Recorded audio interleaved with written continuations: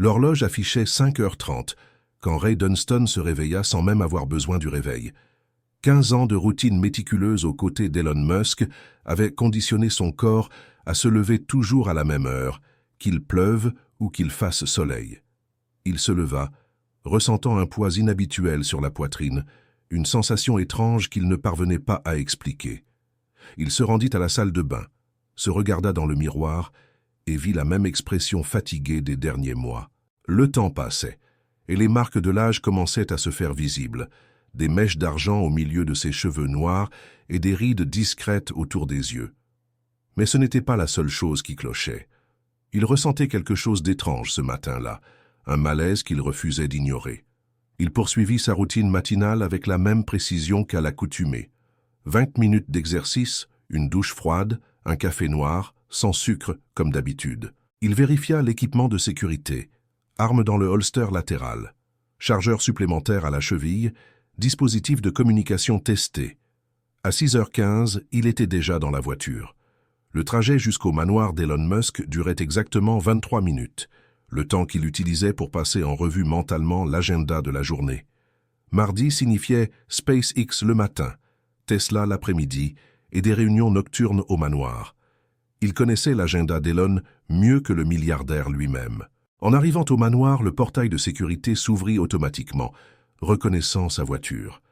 Ray se gara au même endroit que d'habitude, fit un signe de la main au garde de la nuit et demanda, comme de coutume, « Quelque chose à signaler ?»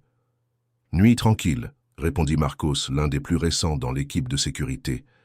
Mais il est resté éveillé tard, avec les lumières du bureau allumées, jusqu'à environ 3 heures du matin.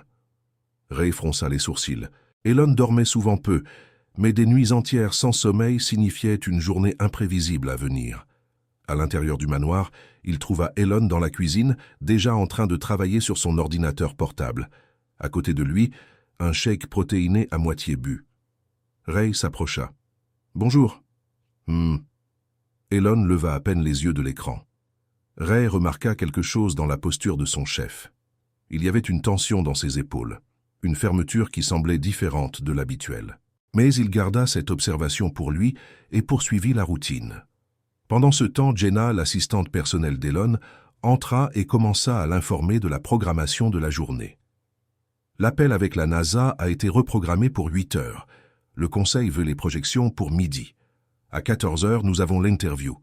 Elon hocha la tête mécaniquement, sans quitter l'écran de son ordinateur portable. Il n'avait pas touché au shake depuis 10 minutes, signe que son esprit était trop occupé par quelque chose. À 7h30, Ray conduisait vers SpaceX. Elon restait à l'arrière, concentré sur son ordinateur portable. Le silence était lourd. « Tout va bien ?» demanda Ray, brisant la tension. Elon mit un moment avant de répondre. Lorsqu'il le fit, sa voix était monotone. Oui, il recommença immédiatement à taper. La journée se déroula sans trop de surprises, à l'exception de petits détails qui dérangeaient Ray. Elon semblait plus distrait que d'habitude, vérifiant constamment son téléphone et le faisant sortir des réunions, quelque chose qui arrivait rarement. Après l'appel avec la NASA, Elon se verrouilla dans son bureau privé avec Vince Kaplan, chef des projets dits spéciaux. Ray resta à l'extérieur, en attendant. Lorsqu'ils sortirent 30 minutes plus tard, Vince lança un regard étrange vers lui. Ray ne savait pas expliquer, mais quelque chose dans ce regard semblait anormal. Le déjeuner fut rapide. Elon toucha à peine le sandwich que Ray avait commandé pour lui. Chez Tesla, son comportement oscillait entre des périodes d'énergie intense et des moments de déconnexion totale. Mais le véritable choc survint à 15h15. Le téléphone de Ray vibra. Un message court, sans contexte. « Mon bureau, 15h30. » Ray suivit l'ordre. En entrant dans la salle, il trouva Elon assis derrière la table et Vince Kaplan à ses côtés, telle une ombre. Le silence était lourd avant qu'Elon ne prenne enfin la parole. « Ray, je te licencie. » Les mots furent directs, sans détour, comme un coup de poing dans l'estomac. « Quoi ?» La voix de Ray resta ferme malgré le choc. « Ton poste est supprimé. Immédiatement. Vince prendra la tête de la sécurité. » Ray regarda les deux, attendant une explication. Mais il n'y eut rien. Seulement le visage d'Elon, froid et vide. 15 ans, fut tout ce que Ray réussit à dire. Une lueur de regret traversa les yeux d'Elon, mais disparut aussi vite qu'elle était apparue. Vince poussa un dossier sur la table. Un paquet généreux de départ, 6 mois de salaire, une couverture médicale pour 1 an. Ray ne toucha pas le dossier. Pourquoi? Elon se leva brusquement. Nous devons suivre une nouvelle direction en matière de sécurité. Ce n'est rien de personnel, mais c'était personnel. 15 ans passés à protéger cet homme, mettant sa vie en second plan. 15 ans de sacrifice. Et maintenant, juste un coup net, comme s'il n'avait jamais existé. Je mérite mieux que cela.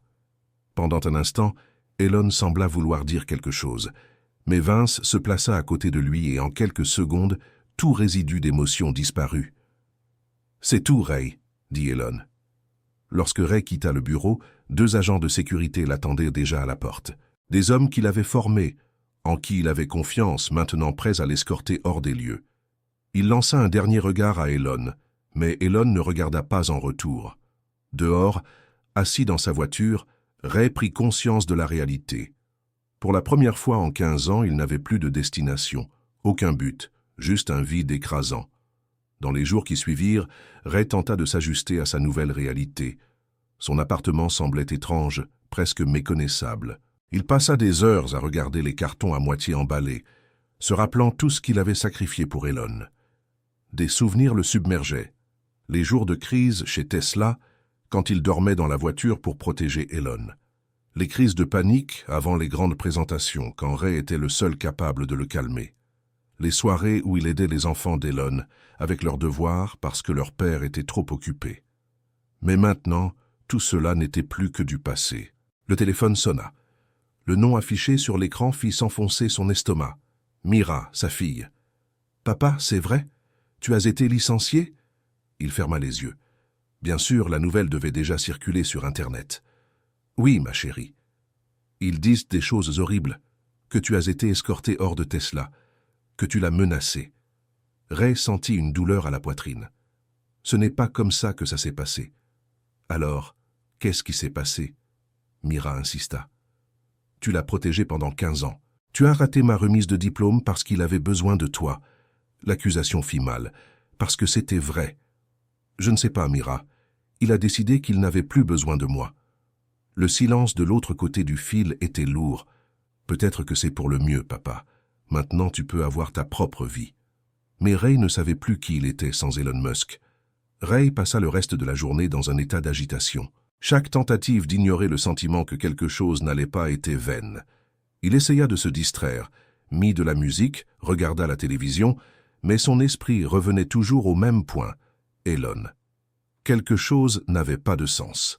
Pendant 15 ans, il avait été aux côtés de cet homme, connaissant ses habitudes, ses peurs, ses moments d'impulsivité et même sa froideur calculatrice. Mais ce licenciement, tel qu'il s'était produit sans regard direct, sans explication réelle, ce n'était pas l'Elon qu'il connaissait. Le 3e jour après le licenciement, Ray reçut un appel inattendu. Dominique Rodriguez, un ancien collègue de l'équipe de sécurité de Tesla. « Ray, mec, il se passe quelque chose de très étrange. »« Qu'est-ce que tu veux dire ?»« La sécurité a complètement changé. La moitié de l'équipe a été remplacée. Des hommes qui travaillaient avec nous depuis des années ont été licenciés sans raison. Et le pire, ils ont bloqué l'accès à l'aile et de l'usine. Personne ne peut entrer, seulement le personnel de Vince Kaplan. » Ray fronça les sourcils. « Vince, encore. Tu sais ce qu'ils font là-bas? » « Aucune idée. Mais depuis qu'ils ont renforcé la sécurité, Elon est étrange. Il ne sort pratiquement pas de là.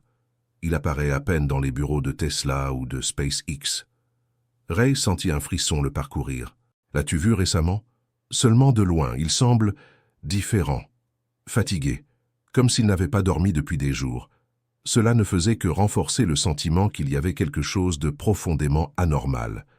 Mais avant que Ray ne puisse dire quoi que ce soit, Dominique ajouta « J'ai entendu un nom circuler parmi les nouveaux agents de sécurité. Projet Phoenix. Tu en as déjà entendu parler ?» Ray resta silencieux. Non, il n'avait jamais entendu parler de quelque chose sous ce nom. Mais le mot « projet » suffisait à comprendre qu'Elon était impliqué dans quelque chose de grand, quelque chose que, apparemment, il ne voulait pas que quiconque sache. « Fais attention, Dominique, » prévint Ray. « Si quelque chose ne va pas, Tu risques de te mettre en danger rien qu'en me racontant cela. Je sais, mec, mais après 15 ans à protéger ce type, j'imaginais que tu voudrais savoir. Après que Dominique raccrocha, Ray sentit son cœur s'accélérer. Il devait comprendre ce qu'était le projet Phoenix. Et plus important encore, pourquoi Elon avait ressenti le besoin de le licencier pour que cela se produise. 3 jours plus tard, Ray commença à remarquer quelque chose d'encore plus étrange. Il était suivi. D'abord, ce fut un SUV noir garé près de son immeuble. Ensuite, un homme en costume qu'il vit 3 fois dans le même café où il prenait habituellement son petit déjeuner. Coïncidence? Peut-être. Mais Ray ne croyait pas aux coïncidences. Il décida de tester sa théorie. Un matin, il sortit courir dans un parc voisin. À chaque coin de rue, il prenait des virages inattendus, s'arrêtait pour lasser ses chaussures, regardait les vitrines. Et ils étaient là, le même SUV, les mêmes hommes. Il ne savait pas s'il s'agissait des agents de sécurité d'Elon, d'agents du gouvernement ou de quelque chose de pire. Mais une chose était claire, son licenciement n'était pas la fin, c'était juste le début. Ce soir-là, alors qu'il préparait le dîner, son téléphone sonna. Un numéro inconnu. « Monsieur Dunston, nous souhaiterions discuter avec vous au sujet d'Elon Musk. » La voix de l'autre côté était froide et calculatrice. Ray resta silencieux un instant. « Qui êtes-vous ? » « Juste des personnes préoccupées par la sécurité globale. Pouvons-nous nous rencontrer demain à 14 heures dans le café de Bryant Street, seul. Et si je ne veux pas vous rencontrer? Alors nous devrons vous rencontrer d'une autre manière. » L'appel fut interrompu. Ray regarda son téléphone, sentant le poids de ce qui allait arriver. Il avait passé sa vie à protéger Elon Musk du monde.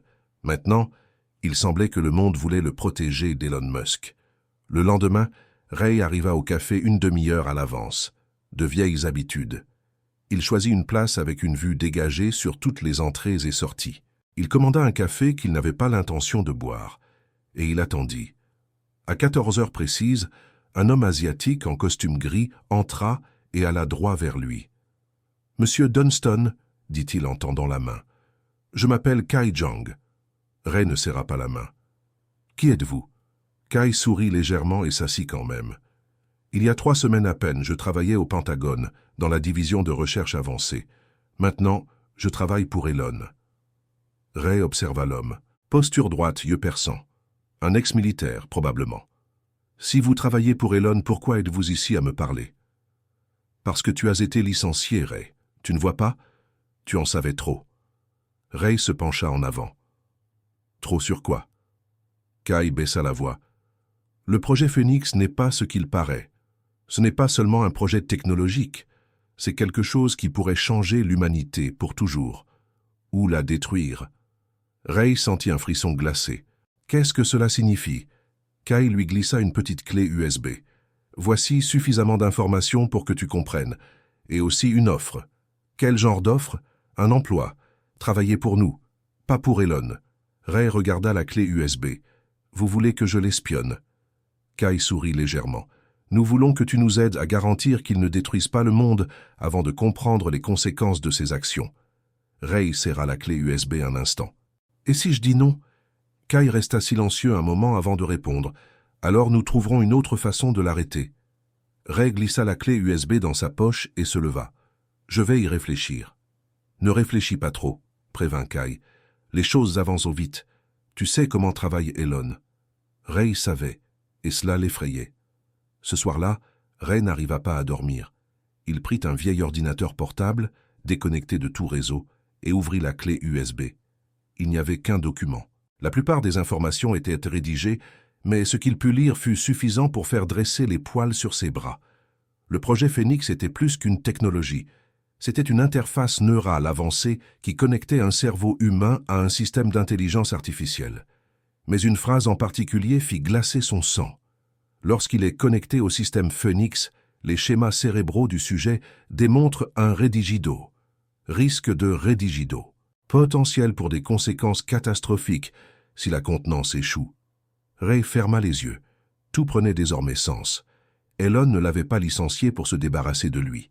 Il l'avait licencié pour le sauver. Et quoi qu'il en soit du projet Phoenix, Elon risquait sa propre vie pour le voir se réaliser. Ray devait découvrir ce qu'Elon faisait réellement. Et, plus important encore, Il devait décider de quel côté il se trouvait. Ray savait qu'il ne pouvait plus rester inactif. Il prit la carte clé que Teresa Alvarez lui avait donnée et la regarda longuement. Il avait deux options, alerter Kai et le gouvernement sur ce que faisait Elon ou entrer dans ce laboratoire et découvrir la vérité de ses propres yeux. Il prit une profonde inspiration et prit sa décision. Ce soir-là, sous le manteau de l'obscurité, Ray Dunston retourna au manoir d'Elon Musk. Il n'y était plus en tant que garde du corps. Il y était en tant que seule personne capable d'empêcher qu'une chose bien plus grande ne se produise. Si vous avez aimé cette histoire et que vous voulez en savoir plus sur les conspirations, les secrets et les dilemmes impossibles, n'oubliez pas de vous abonner à la chaîne et de laisser votre like. Et maintenant, cliquez sur la vidéo qui apparaît à l'écran pour continuer votre voyage à travers des histoires encore plus intrigantes.